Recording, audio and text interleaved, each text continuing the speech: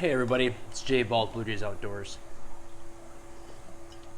I don't know if this video is long overdue, but I think it's overdue. I think it's finally that point in this progression of Blue Jays Outdoors that I make a video like this for you. This past year and a half, I think, since I started this whole Blue Jays Outdoors YouTube channel, Instagram, there's been a lot of support, and I really cannot thank everyone enough. I know maple syrup might not be that interesting to a lot of people. Heck, maybe not even that interesting as compared to fishing. Obviously, fishing seems to be way more exciting. But I just really like sharing this passion with everyone.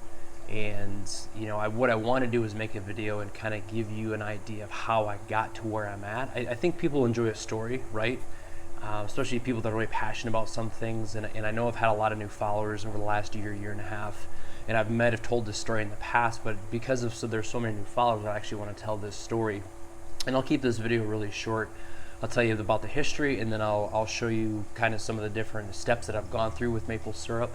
And just want to say thanks. And this video is really for you guys, because I just want everyone to understand why I do what I do and how I got to where I'm at with this whole maple syrup thing. So yeah, let's just get right into it. I'm not going to cut this. We're going to do this in one take, hopefully. So it all started for me when I was a little kid. Some of my earliest memories with my mom and dad and my grandpa and grandma was going to the Maple Syrup Festival in Shepherd. And every year, I think it's like the last weekend in April, they have a Maple Syrup Festival. And I still remember going into that sugar shack and smelling maple syrup for the first time come off the evaporator. And fast forward probably about, I would say, 10 years ago, one of my friends that I work with, actually, he got into making maple syrup with our mentor Don Graham, who's been making syrup for probably 30 years or so. And I knew my grandma had made syrup with my dad in the past. My grandma started making syrup, I think, back in the late 50s, early 60s, just small flat pan, out in the woods with my grandpa. My dad and his brothers did it, and it kind of skipped their generation. I guess there was cooler things to do in the 60s or in the 70s and 80s, I guess, besides making syrup. But it really, I don't want to say it has a long family tradition, but to me it has a family tradition that I want to try to continue on. And one of the things I always make sure I do every year is I get my grandma over here to make maple syrup with me, and she just absolutely loves it. It's such a cool day. It brings back a lot of memories for her about making maple syrup. So it really started with my grandma and my grandpa.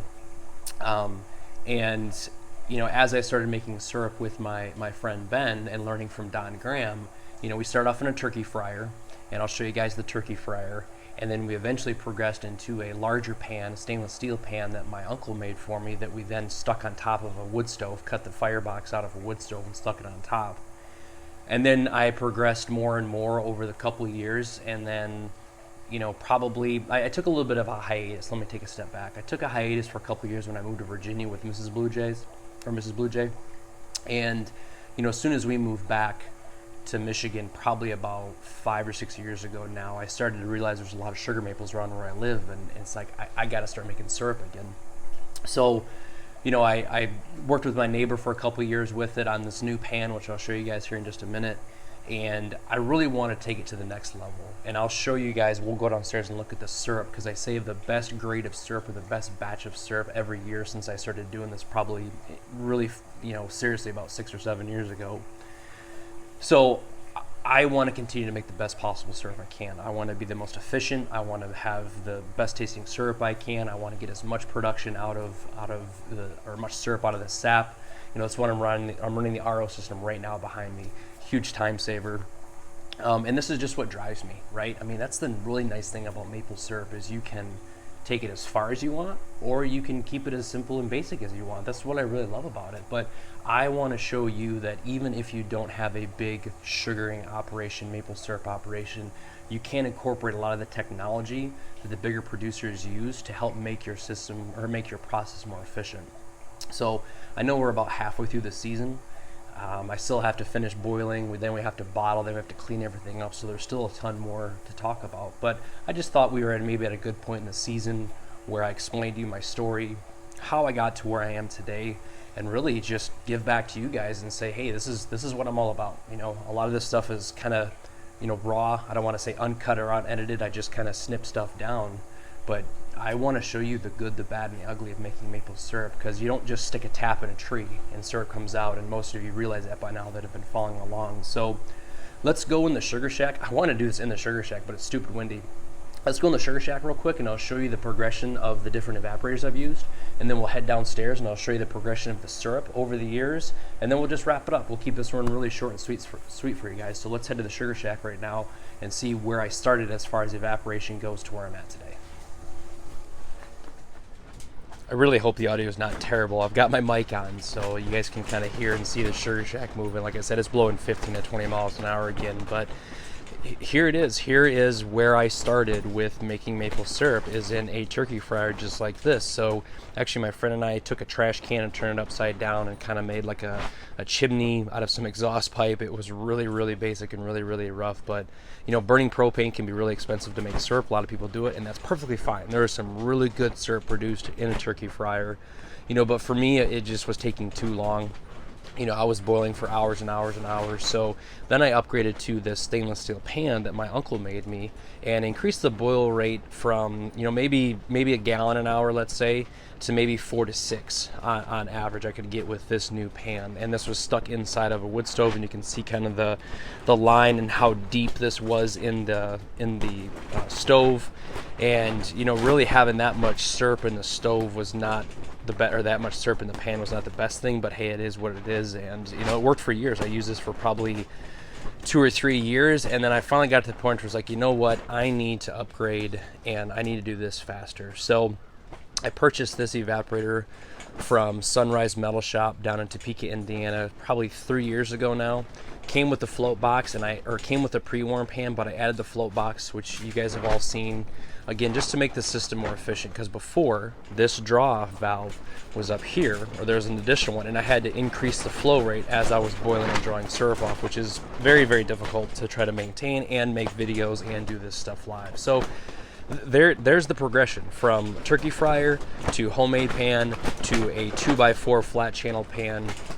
And this evaporator is rated to boil between 10 and 12 gallons an hour. So it went from 1 to 2 to 4 to 6 to 10 to 12. But as I've done this over the years, I've learned that by adding that blower fan and by burning pallets, I now can get this system.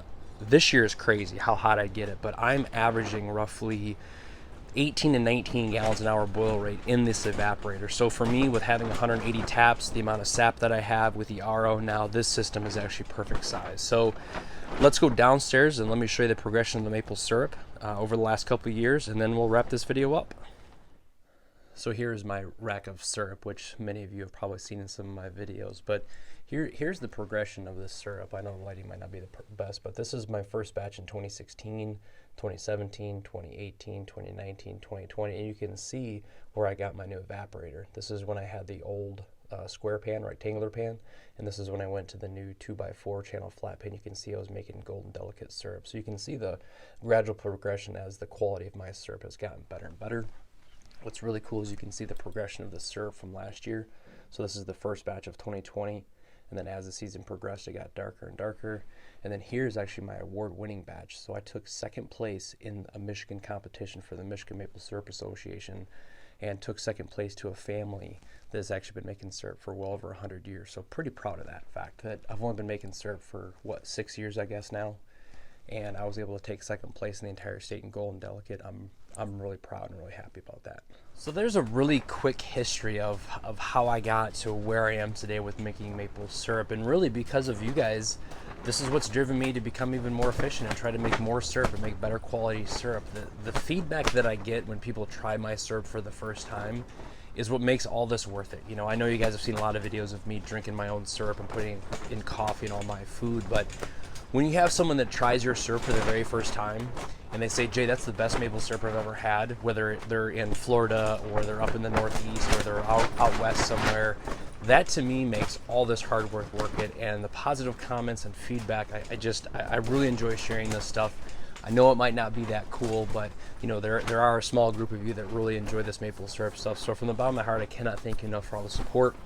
And yeah, remember, please, if you haven't already, please subscribe to the channel. Make sure you hit the notification bell for daily updates throughout the maple syrup season. Follow me on Instagram. That's blue_J_maple_syrup.